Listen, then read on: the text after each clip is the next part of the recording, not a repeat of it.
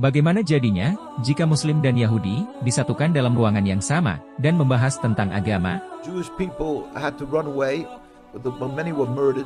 This key was given to me. I went to Bajabarajna refugee camp. Seperti yang kita ketahui, entah itu di berita atau media sosial lainnya, Islam dan Yahudi digambarkan saling bermusuhan dan saling membenci satu sama lain. Being fooled by the Zionist propaganda. Apakah semua itu benar? Mari kita simak video berikut ini. We are making history today. I have two individuals here in the Deenshow studio. We have an Orthodox rabbi and we have a sheikh, an imam. Without further ado, let's get into this exciting episode, dispelling many of the myths that are out there, showing the people the truth with my next two guests. Rabbi Weiss, the legend, how are you? Alhamdulillah, thank God. Baruch Hashem. And Dr. Imam Dermali, how are you? Alhamdulillah, they say a picture is 1,000 words, but now video is going to be much more. So we have a organic Gazan, Palestinian, is correct? Yes. And then we also have an Orthodox Jewish rabbi. And the world thought the two can't sit together. Sit together. We love each other. We love each other, truly.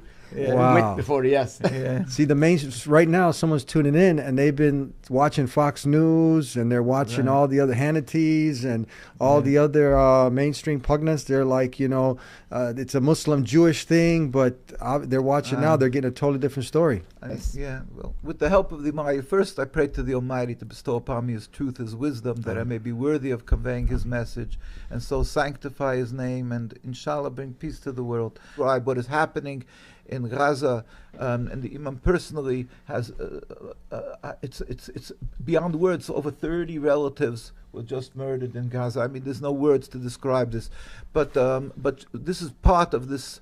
I call it like links in a long chain of this horrid Nakba. But it's predicated, it's Zionists on their narrative that it's like you were saying, a religious conflict, when everybody who's from the Arab Muslim community or from the Jewish community will talk about how we lived in total harmony and peace for literally for hundreds of years. We lived, and not only we lived for hundreds of years in peace, but we were saved by the Muslim community.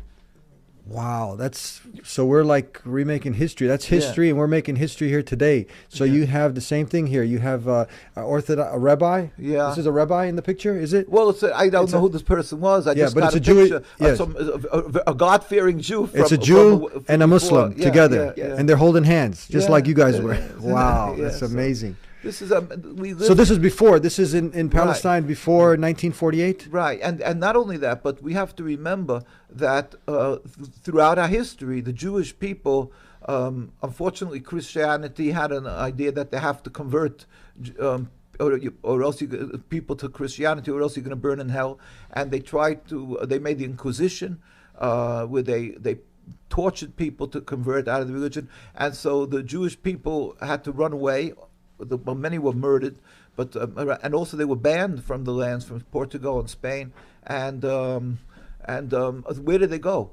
It was the Muslim lands that took in the Jews throughout this history. Although we have a distinctly different religion, but we believe in one God, and there was never an impediment to coexistence, even though we have distinctly different, and there was no human rights groups to protect. We simply were embraced, given a safe haven, and we flourished.